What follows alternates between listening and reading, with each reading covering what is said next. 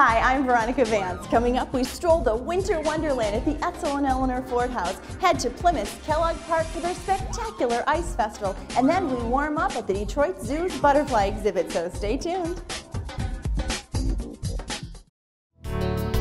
Production funding for this program was made possible by the Detroit Metro Convention and Visitors Bureau, driving tourism growth in Metro Detroit since 1896. More information is available at visitdetroit.com.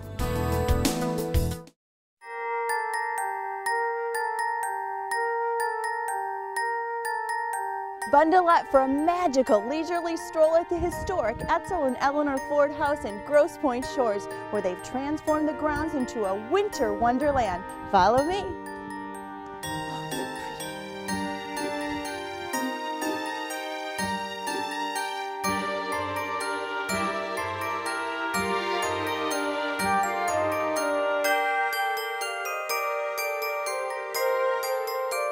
This winter wonderland runs Saturdays and Sunday evenings throughout the month of December, and they have over 1,000 lights illuminating the grounds.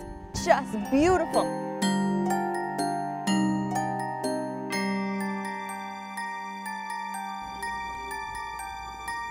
Hi.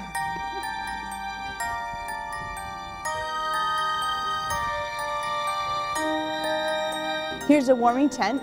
You can warm your insides with some nice hot chocolate. This is like a liquid candy bar. This is so delicious and so decadent. So they have open fire pits for you to warm up. This one's right outside the hot chocolate tent, or you could also have gotten some mulled wine. Sit here and enjoy it and just warm up. Take a little break on your leisurely stroll. Listen to the holiday music.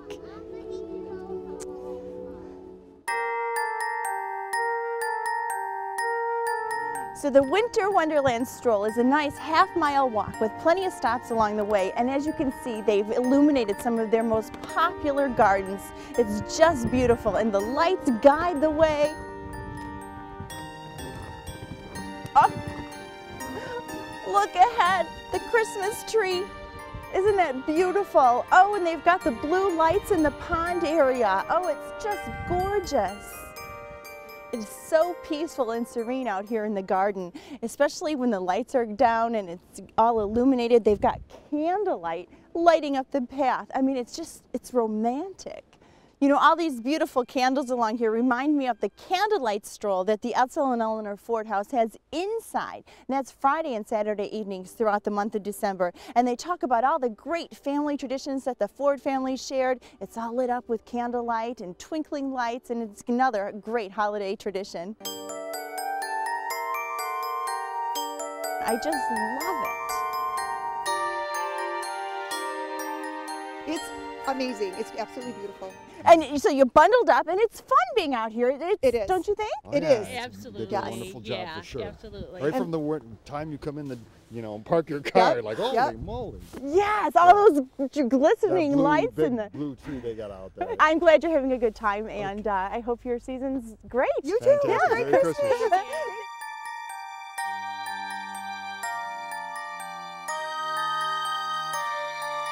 And all of the angels shouted and proclaimed their joy, and Gabriel blew on his trumpet. Put it down right there, right where God told him to do. So as you follow the candlelight path, we're going to come up to Santa's workshop.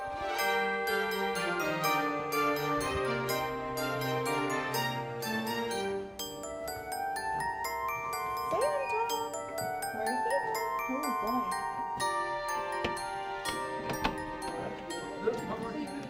Okay, so Santa's workshop has Santa Claus in it. How are you, Santa? I'm doing well. Okay. Were you naughty or nice?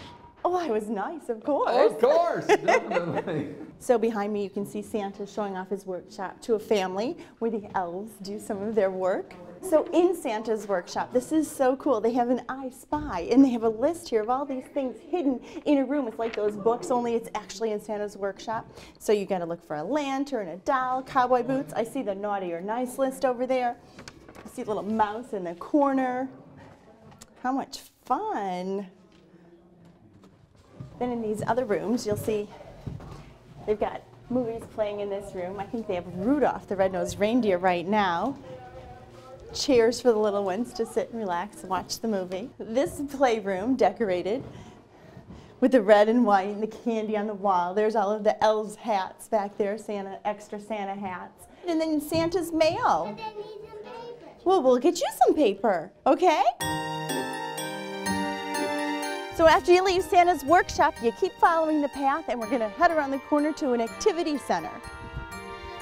The Winter Wonderland sort of ends here with a nice activity center for kids. They can make one of these ornaments here, take it home as a little keepsake of their time here spent at the Winter Wonderland. So I went walking in a winter wonderland at the Edsel and Eleanor Ford House. What a great way to make some magical holiday memories.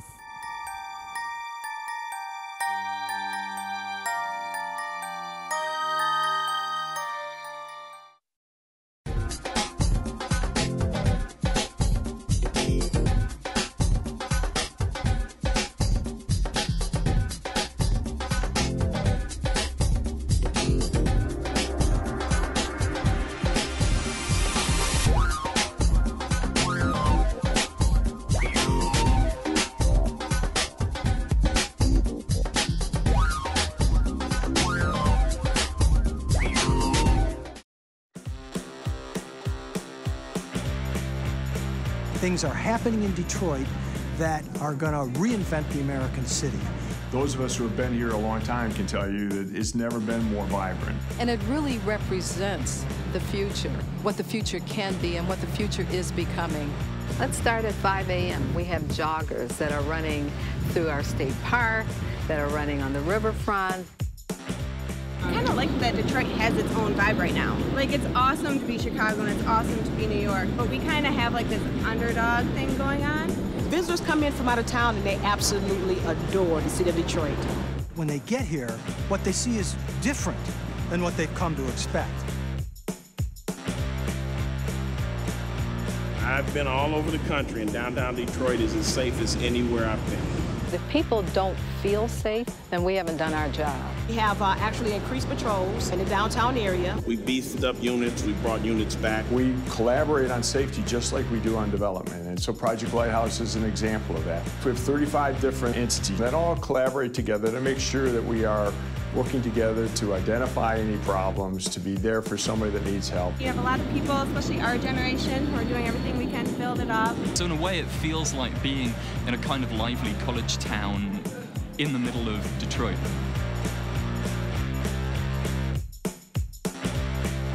It's really a very compact downtown and a very exciting one because it has so much great architecture, great cultural institutions. Lots of restaurants, coffee shops. Just walking, there's tours to do, there's museums to see, art. We've got Campus Martius Park, one of the best urban parks in the United States. The DIA, the Cultural Center.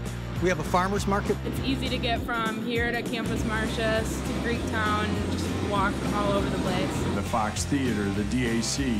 There is so much to do in this city, and it's not like every other city. All of us in downtown Detroit recognize that safety is the key to everything. Come to Detroit and see for yourself. You gotta see it to believe it.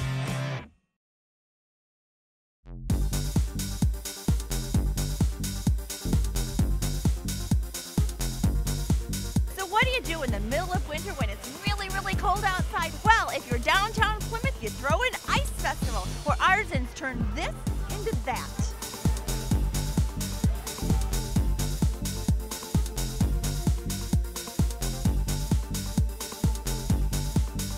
So Sam, did you arrange for the cold weather for the festival? Of course, we booked this years and years in advance. This doesn't happen by accident. It costs a lot to get it this cold, absolutely. So tell me about the Plymouth Ice Festival. We know there's a lot of people in town, especially from around the country, and this gives a lot of people an opportunity to get outside of Detroit a little bit, experience a suburb, and of course have a great fun time in the wintertime. How many ice sculptures are there? Over 100 right now, and they're located all throughout downtown Plymouth. So they're not just in the park. So correct. So the event isn't just in the Kellogg Park area. You've got it. Yeah, one of the great things about the event is it allows you to really experience downtown Plymouth as a whole. Of course, Kellogg Park is the heart of where things start. We have most of the big festival features down here, but we love people to make their way from Kellogg Park and see some other corners of town that maybe they've not been familiar with. So what sort of other things can you find as you go down some of the side streets? What are some of the other events? Well, of course, from the warm perspective, all the businesses and restaurants are having sales and specials and whatnot to give people the opportunity to come in and of course, get warm. Yeah. Exactly.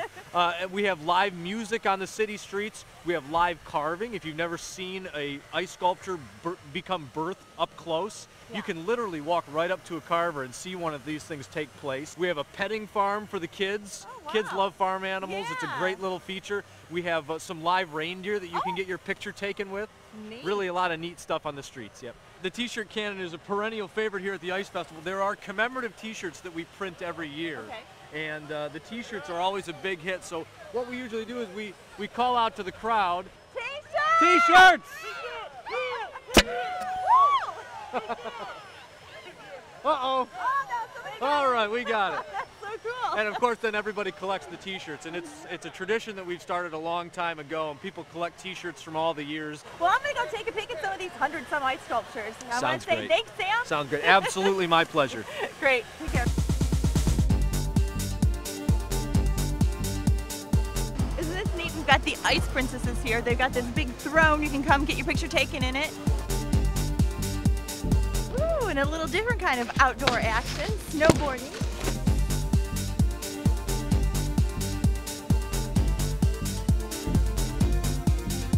So Richard, this ice festival is actually a competition. That's correct.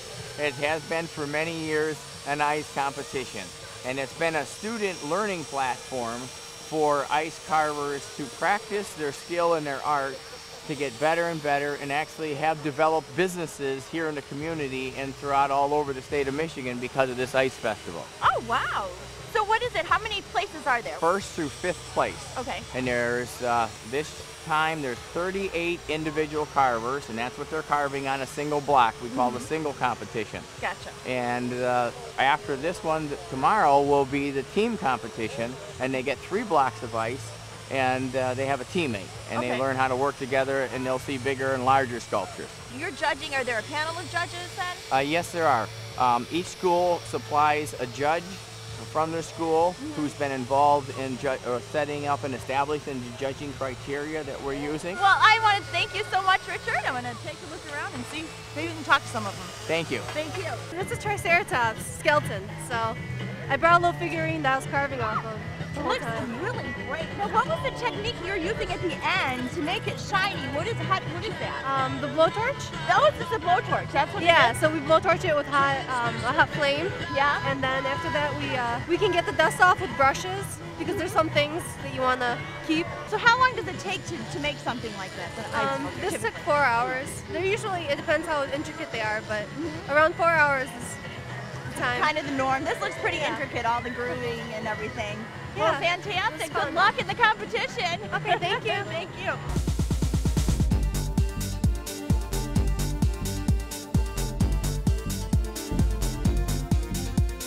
So the ice sculptors aren't just in the park. They're all on the side streets too. They line it. You can stop and admire all the great artwork. So how appropriate. Financial services, they've got a big piggy bank with money actually in the ice. So here's the petting farm, great for kids. Neat little animals, keeping warm in the hay. Hi, I'm Lynn, and this is Harvey with me. We're from Pittsfield Township. And what we love about the festival is all the people, the beautiful ice sculptures, the weather's holding up, and we're having a fun time. Well, the carvers and the businesses are super creative. Look at behind me, we've got an actual bar made out of ice. And if you want to warm up, all the businesses are part of the festival. You can go in and maybe get a great deal too. North Pole is that way.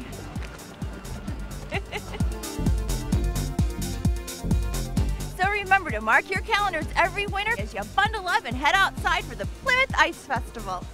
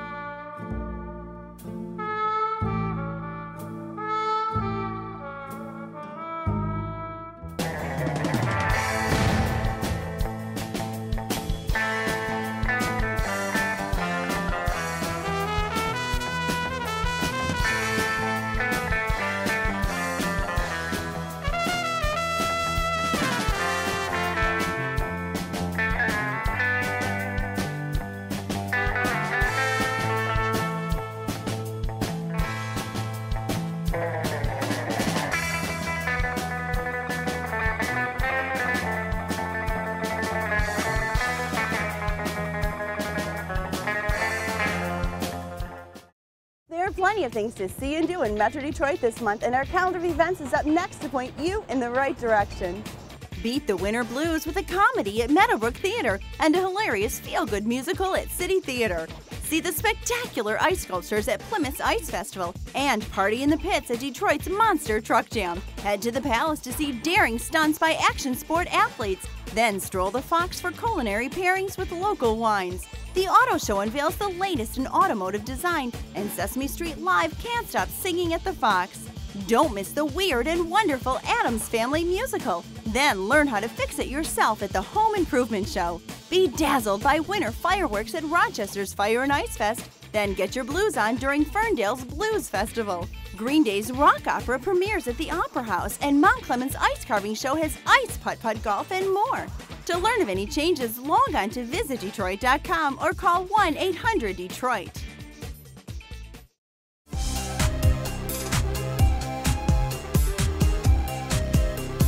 I'm Melissa. I'm from Livonia. I found a lot of great energy and excitement in the arts community going on in the city right now. The DIA and MOCAD. Hi, my name's Brian, and I live in Milford. And one of the great things about the D is all the surrounding communities.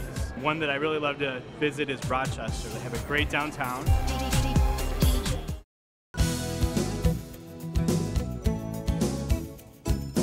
Most people think of the Detroit Zoo as a natural place to visit in the summertime, but what about when it's cold outside? Well, if you come on a sunny day, the butterflies will be out in full force at the Hummingbird and Butterfly Garden as part of the Wildlife Interpretive Gallery here at the Detroit Zoo.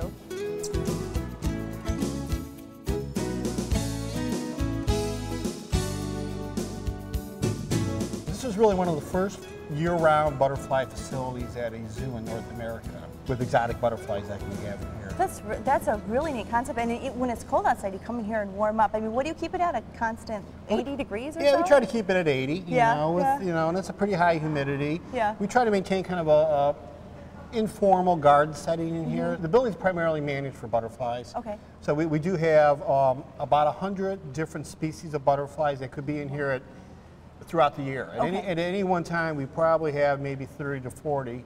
All our butterflies come from Costa Rica and from El Salvador. Okay. So depending on when the butterflies emerge in those countries, depends on what species we would have in here. Oh, okay. So there is some fluctuation seasonally as far as species selection. And we also have hummingbirds in here. We do have 3 species of hummingbirds, 4 hummingbirds. Oh. And all our hummingbirds originally came from Peru. Okay. Why don't we go over here and I'll show you where we get them when they come in. Great, all right.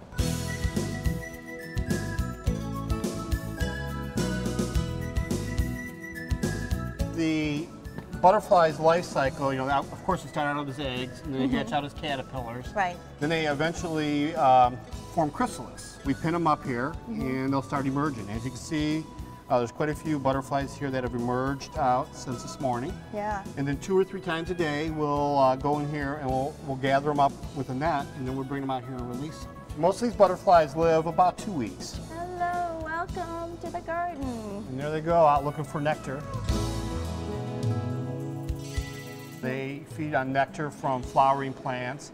However, a few of the species that we have here tend to like ripe fruit.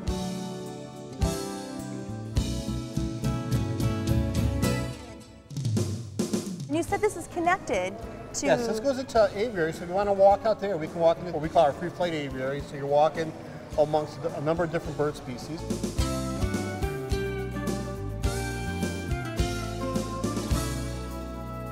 So this is our aviary. We have about 30 different species of mostly tropical birds in here, and about 150 to 180 birds at any one time in this building. Oh, wow. So a lot and of people just fly around. And they just fly around, yep, they're all free-ranging.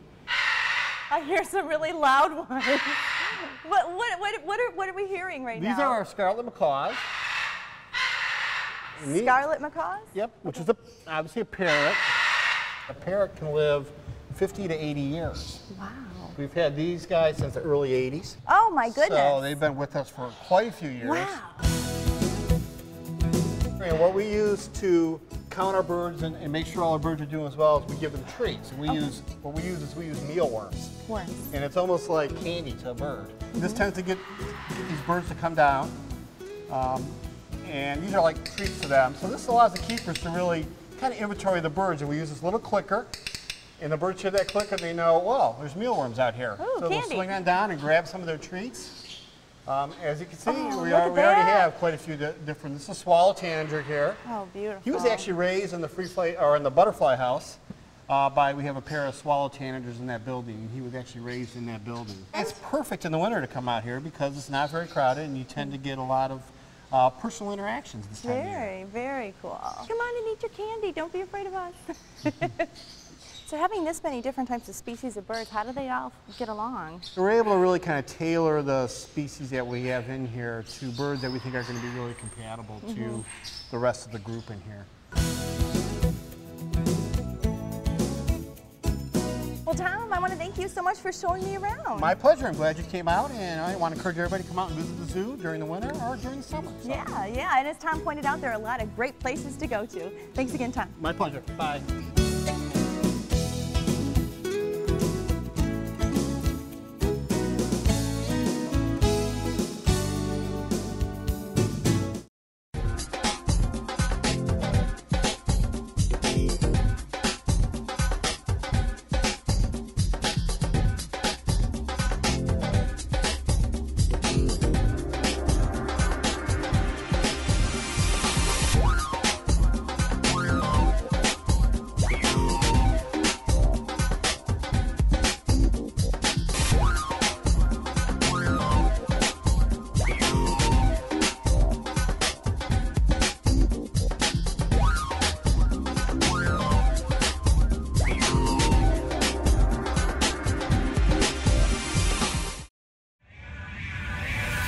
Closer than you think, it's what you're searching for. And like a river runs, there's always something more. There's nations coming together where the spirit flies. So many songs we sang, so many games we played. And where the past left off, we still embrace today. With the heart of a champion and a hero's pride. And now we're letting you know, so get ready to go. It's all happening here. What's new in the D? Something you need to hear about Detroit City. You just gotta be here to truly believe what it's like in the D. What it's like in the D. It's everywhere you look, in everything you see. A conscience so complete, a heritage so deep. And no one can resist when Smokey sings. And so we're letting you know, now get ready to go. It's all happening here. What's new in the D? Something you need to hear about Detroit City. You just gotta be here to truly believe what it's like in the D. It's all happening here, right here in the D. Something you need to hear about Detroit City. You just gotta be here to truly believe what it's like in the D. It's all happening here, what it's like in the D. It's all happening here, what it's like in the D. It's all happening here, what it's like in the D. Well, that's our show. Thanks for watching. I'm Veronica Vance. And remember, if you would like more information on any of the places we visited, log on to visitdetroit.com. So until I see you next time, go out and explore on your own and discover the D. To learn about discounts and special offers for featured attractions, plus how to get copies of Visit Detroit magazine, click on visitdetroit.com. Production funding for this program was made possible by the Detroit Metro Convention and Visitors Bureau, driving tourism growth in Metro Detroit since 1896. More information is available at visitdetroit.com.